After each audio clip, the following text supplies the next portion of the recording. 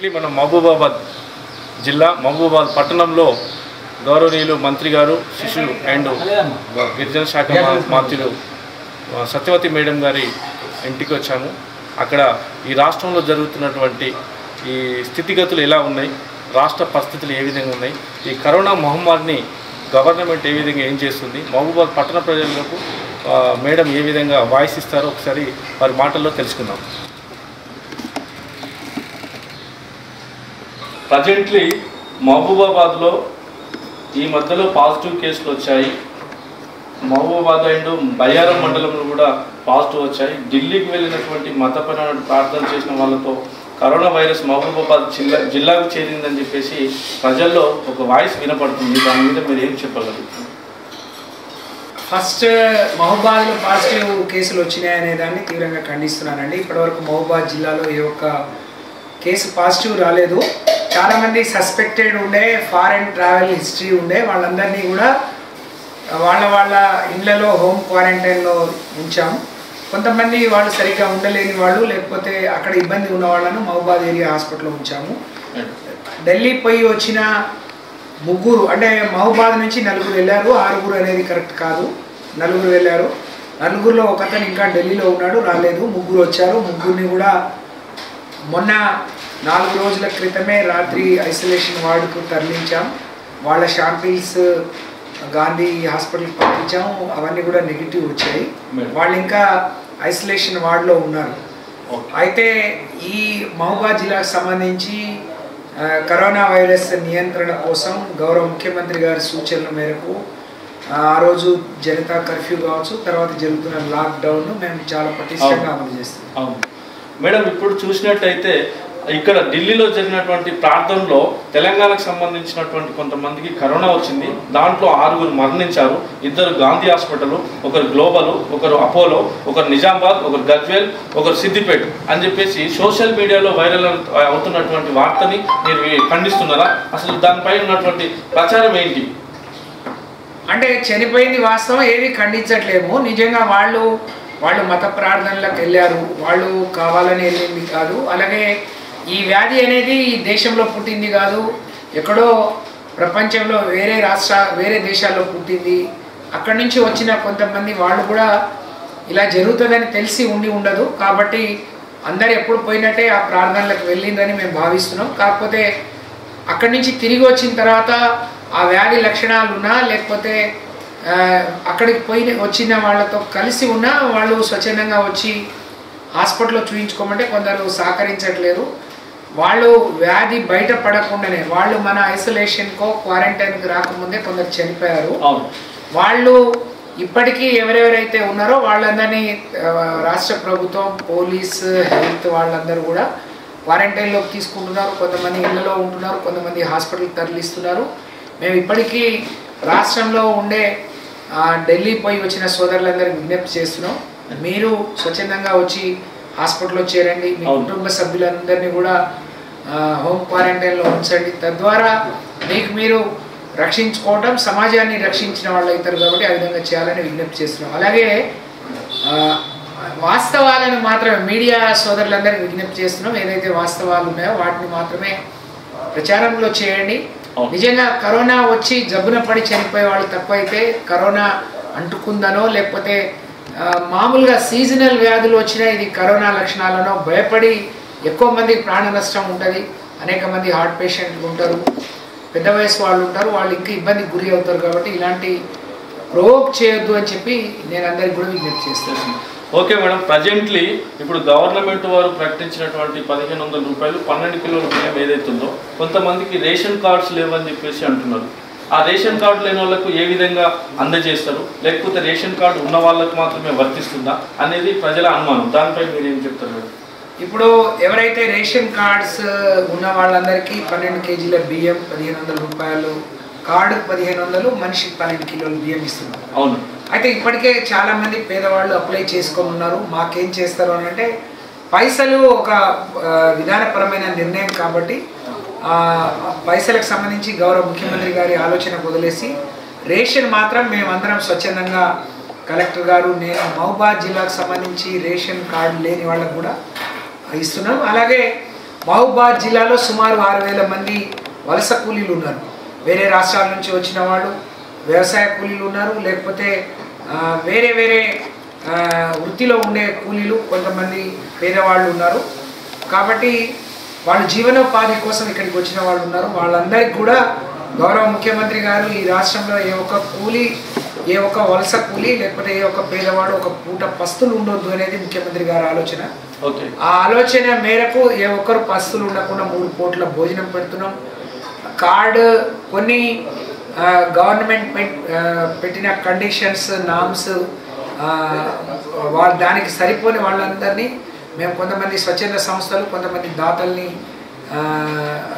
వాళ్ళను రిక్వెస్ట్ చేసి వాళ్ళందరికీ కూడా సమానంగా 12 కేజీల బియ్యం వచ్చే విధంగా, పైసలు వచ్చే విధంగా ఏర్పాట్లు చేస్తాం. మేడం, ఇప్పుడు అన్ని దేశాలతో పోల్చుకుంటే ఇండియాలో తెలంగాణలో చాలా తక్కువ ఉంది కరోనా వైరస్ అనే దాని మీద. ప్రభుత్వం కూడా చాలా తక్కువ ఉంది.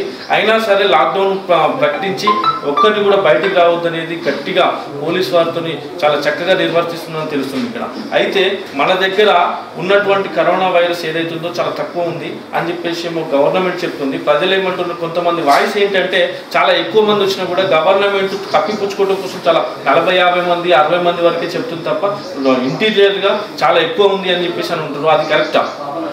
మీ అనుమానాలు, అపోహలు ఏది కూడా కరెక్ట్ కాదండి. ఎంతమంది లక్షణాలు ఉన్నాయి అంటే మనకుండే వసతులను బట్టి ఎవరైతే సస్పెక్ట్, అనుమానితులు ఉన్నారో వాళ్ళని మాత్రమే పరీక్షిస్తున్నాం. కానీ ఫారెన్ ట్రావెల్ హిస్టరీ కావచ్చు, లేకపోతే వాళ్ళకు క్లోజ్ రిలేషన్ ఉన్నవాళ్ళు, వాళ్ళు కలిసిన వాళ్ళందరినీ కూడా మేము హోమ్ క్వారంటైన్లో ఉంచాము.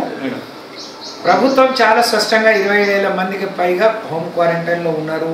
ఎంతమంది ఐసోలేషన్లో ఉన్నారు, ఎంతమంది పాజిటివ్ వచ్చింది, ఇప్పటికి ఎంతమంది చనిపోయారు, ఇంకెవరు అనుమానితులో చాలా క్లియర్గా ఎప్పటికప్పుడు హెల్త్ బులెటిన్ విడుదల చేస్తుంది. కాబట్టి ఎవరికి ఎలాంటి అనుమానాలు ఉండాల్సిన అవసరం లేదు. ఎక్కువ మంది ఉంటే దాచుకోవాల్సిన అవసరం లేదు. అంటే ఈరోజు ప్రపంచవ్యాప్తంగా చాలా గొప్ప దేశాలు, చాలా గొప్పగా వాళ్ళ దగ్గర ఎంతమందికి వచ్చినా తట్టుకునే శక్తి ఉందని చెప్పే దేశాలు వాళ్ళ చేతులు ఎత్తేసే పరిస్థితిలో భారతదేశంలో ఉన్న వైశాల్యానికి, ఉన్న జనాభాకు చాలా ఇబ్బంది, చాలా ఎక్కువ జనాభా ఉంది.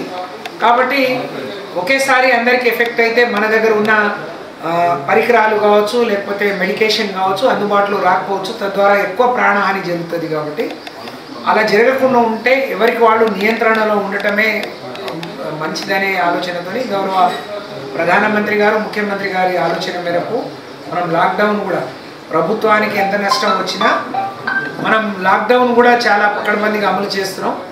అలా మరి లేనప్పుడు ఎందుకు వదిలేస్తున్నారు అంటే మనకు ఉన్నదే శ్రీరామ రక్ష.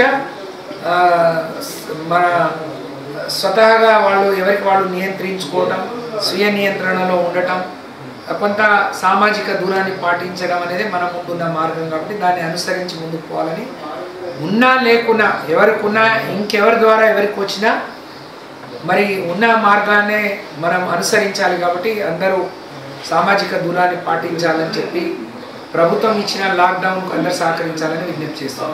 మేడం, లాస్ట్ క్వశ్చన్ ఏం లేదు మేడం, గిరిజన బిడ్డగా మీరు తొలిసారి మంత్రి అయిన తర్వాత ప్రమాణ స్వీకారం చేసి మీ నియోజకవర్గానికి మరియు మీ జిల్లా మహబూబాబాద్కి వచ్చేటప్పుడు ప్రజలు చాలా నీరాజనం పట్టారు. ఆ ప్రజలకు మీరు ఫైనల్గా ఏం వాయిస్ ఇవ్వబోతున్నారు కరోనాపై? నేను మా జిల్లాలో గౌరవ ముఖ్యమంత్రి గారి ఆలోచన, ఈ రాష్ట్రాల్లో అంటే చాలా మానవీయ కోణంలో ఆలోచించే ముఖ్యమంత్రి గారి నాయకత్వంలో పనిచేయడం అనేది చాలా అదృష్టం.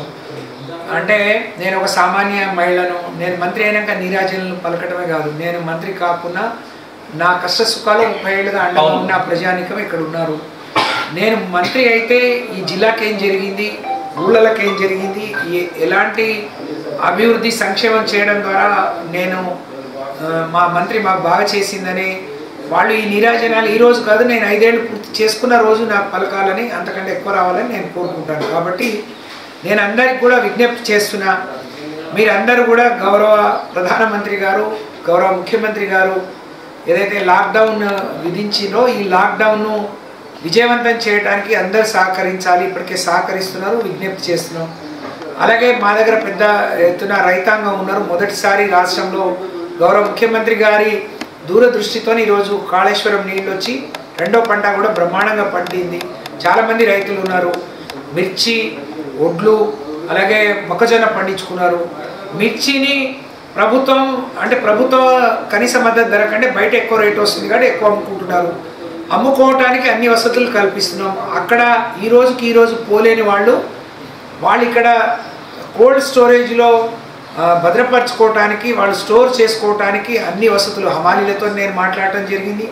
అలాగే రైతులతో మాట్లాడి వాళ్ళందరూ కూడా మిర్చిని తీసుకొచ్చి ఇక్కడ నేను ఖమ్మం మాట్లాడాను, వరంగల్ మాట్లాడాను, మహబూబాద్లో ఉండే 4 కోల్డ్ స్టోరేజ్ యజమానులతో మాట్లాడి అవన్నీ ఓపెన్ చేయించినాం. అక్కడ హమాలీలు ఉండే విధంగా ఏర్పాటు చేసినాం. ఈరోజు మొక్కజొన్న వస్తుంది. మొక్కజొన్న మరి గతంలో మొక్కజొన్న రాగానే పౌల్ట్రీ రైతులు కొనేవాళ్ళు. ఇవాళ అనుకున్న దానికంటే ఎక్కువ పండింది. పౌల్ట్రీ రైతులు కూడా ముందుకు రావట్లేదు కాబట్టి ప్రభుత్వం ఇచ్చిన కనీస మద్దతు ధర కంటే ఎవరు ఎక్కువ ఇచ్చినా వాళ్ళు కనీస మద్దతు ధర ప్రభుత్వం ప్రకటించకుండా వాళ్ళు నష్టపోతారని ఈరోజు ప్రభుత్వం మద్దతు ధర ప్రకటించింది.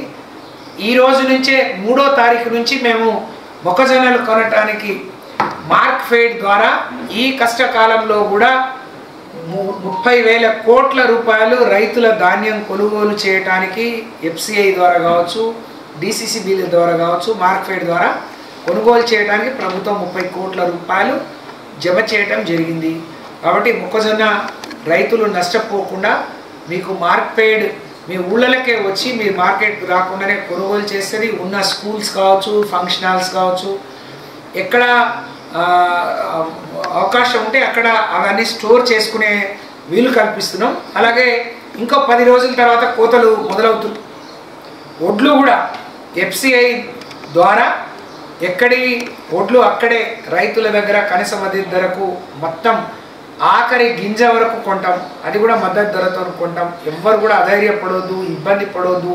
ఊళ్ళకు పోయి టోకెన్ సిస్టమ్ ఇచ్చి టోకెన్ల ద్వారా ఒక కాల పరిమితితో కూడిన టోకెన్ వాళ్ళకి ఇచ్చి ఆ టైంకి వాళ్ళు వచ్చి అమ్ముకునే విధంగా అన్నీ పర్ఫెక్ట్గా ఈ జిల్లాలో రైతులు కావచ్చు, రైతు కూలీలు కావచ్చు, లేకపోతే వ్యాపారస్తులు కావచ్చు, ఏ ఒక్కరూ నష్టపోకుండా అందరికి కావాల్సిన అన్ని సదుపాయాలు చేయటంలో మీ ఆడబిడ్డగా నేను మీకు ఎప్పుడు ఎల్లవేళలా అందుబాటులో ఉంటా అని చెప్పి తెలియజేసుకుంటున్నాను. Thank you madam. ఇప్పుడు చూసుకున్నట్లయితే మన మంత్రి గారు సత్యవతి మేడం గారు చక్కగా వాయిస్ ఇచ్చారు.